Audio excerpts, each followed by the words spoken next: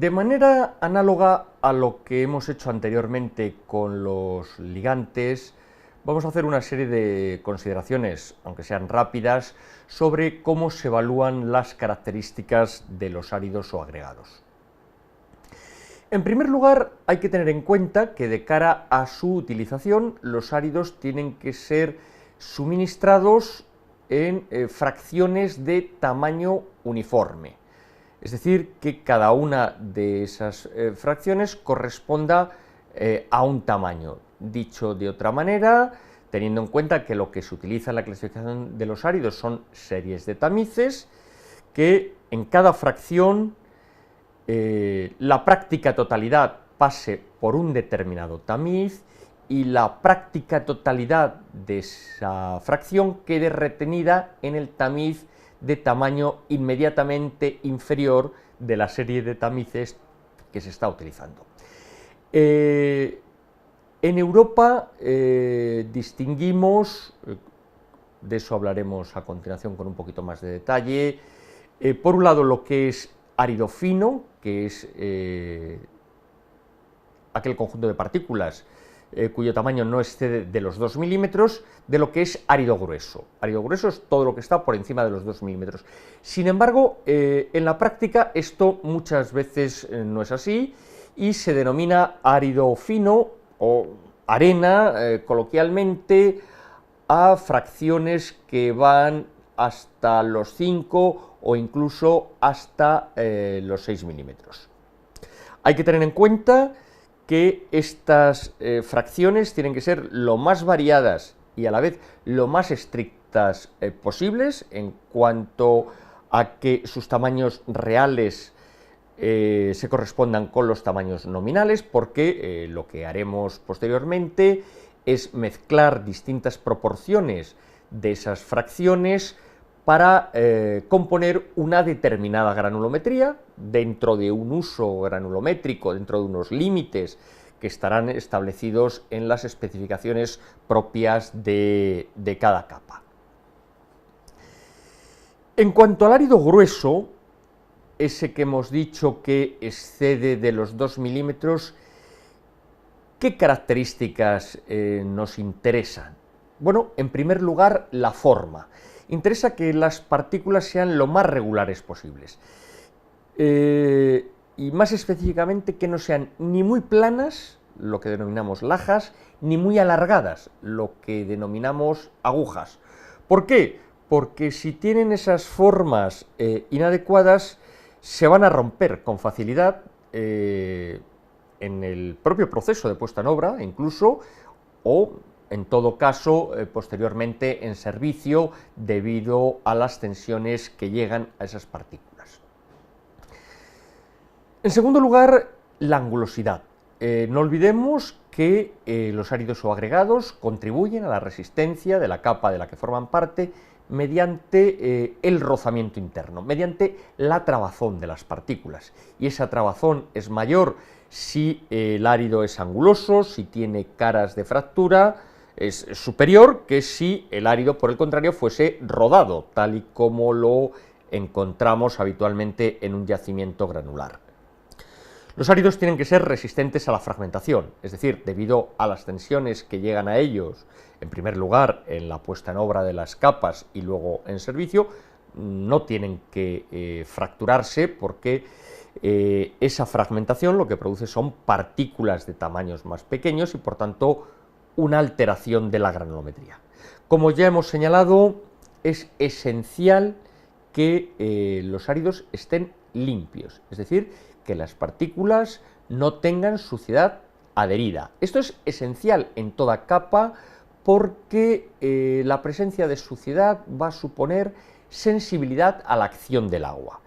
Y luego además, cuando el árido está junto a un cemento o junto a un betún asfáltico, se pueden producir además otro tipo de problemas. Cuando utilizamos el árido con un ligante asfáltico, nos interesa que entre uno y otro material haya una buena adhesividad. Se conoce como adhesividad el conjunto de fenómenos que se producen en la superficie del árido, que garantizan que el ligante, por decirlo así, pegue inicialmente y que luego, aun teniendo que soportar la acción del agua y la acción del tráfico, no se produzca un despegue. Finalmente, y esto solamente interesa para las capas de superficie, el árido debe ser resistente al pulimento. ¿Qué quiere decir esto? Para que una superficie nos proporcione suficiente resistencia al deslizamiento y por tanto que circular sobre ella sea seguro, es necesario que haya una macrotextura y una microtextura. Esta microtextura depende de la aspereza de las partículas minerales que, digamos, dan la cara en la superficie. Cualquier partícula mineral tiene, en principio, tiene de entrada una suficiente aspereza. Lo que pasa es que por la acción repetida de los neumáticos, esta aspereza tiende a perderse con mayor o menor velocidad. Ya hemos señalado que los áridos calizos son pulimentables, eso quiere decir que su aspereza inicial se pierde rápidamente. Dicho de otra forma, y por cerrar este punto, en las capas de superficie el árido grueso tiene que tener una aspereza que, a pesar de la acción de los neumáticos, se mantenga a lo largo del tiempo, es decir, tiene que ser un árido resistente al pulimento. Bueno, vamos a ver a continuación una serie de esquemas que tratan de mostrarnos cómo son los instrumentos de laboratorio que habitualmente se utilizan para evaluar algunas de estas características a las que hemos hecho referencia. Aquí tenemos una serie de perfiles para evaluar, en el caso de arriba, si las partículas son lajosas o no, y en segundo lugar, lo que tenemos abajo, un calibre para determinar si las partículas son o no demasiado alargadas, es decir, si son agujas que serían inadecuadas para el uso que pretendemos hacer del árido. Este cilindro giratorio es el que se utiliza en el ensayo Los Ángeles, no es el único, pero es el más típico de los que se emplean para evaluar la resistencia a la fragmentación de los áridos. Recuérdese que lo que se hace es introducir una determinada granometría de árido en este cilindro con una serie de bolas de acero. Esto da vueltas durante un cierto tiempo, a 33 revoluciones por minuto, y lo que se mide es la proporción de finos que se ha producido dentro del cilindro giratorio. Lo que interesa es que esa producción de partículas más finas sea lo más baja posible. Eso nos querrá decir que el árido es resistente a la fragmentación. Por tanto, lo que se denomina el coeficiente Los Ángeles, que exigiremos unos valores u otros según la capa de la que se trate y según la situación a la que tengamos que hacer frente en la carretera, debe ser en principio lo más bajo posible. Bueno, en capas de subbase pues pediremos que sea, por ejemplo, inferior a 30, y por el contrario, en capas de superficie a veces llegaremos a pedir que sea inferior a 15. Este esquema muestra una probeta de las que se emplean para evaluar el coeficiente de pulimento acelerado de los áridos.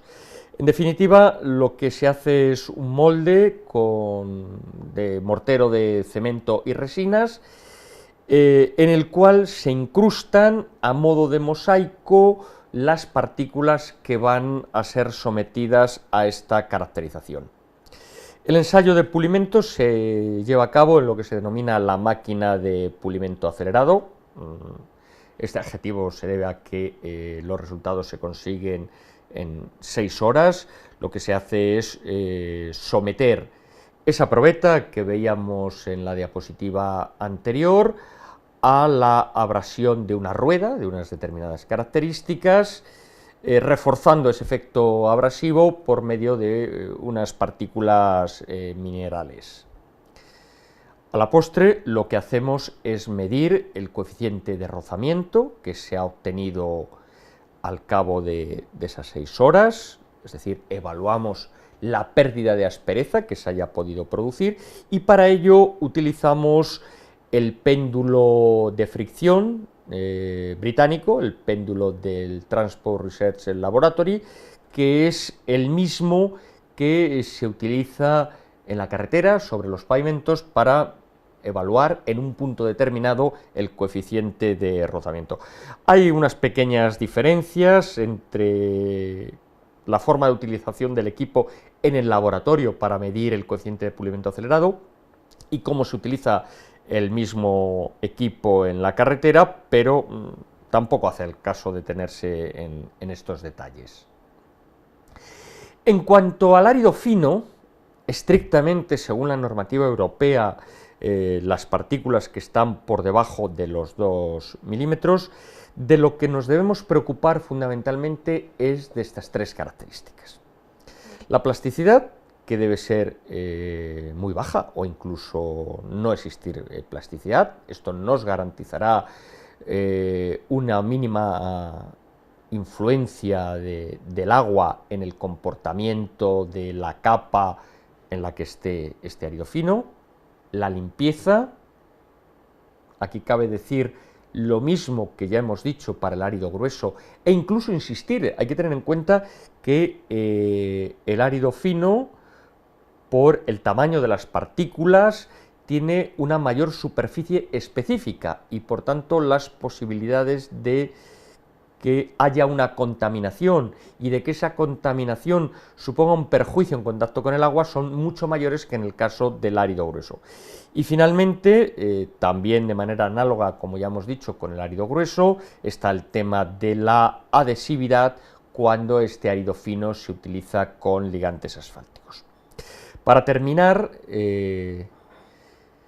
vemos un esquema del ensayo denominado del equivalente de arena, que es el que se utiliza para evaluar si un árido es suficientemente limpio, un árido fino es suficientemente limpio o no para una determinada aplicación. Este equivalente de arena debe ser en principio lo más alto posible, aunque luego la exigencia concreta dependerá lógicamente de cada aplicación. En algunos casos exigiremos que el equivalente de arena sea, por ejemplo, mayor de 40 o mayor de 50 o en algún caso incluso que sea mayor de 70.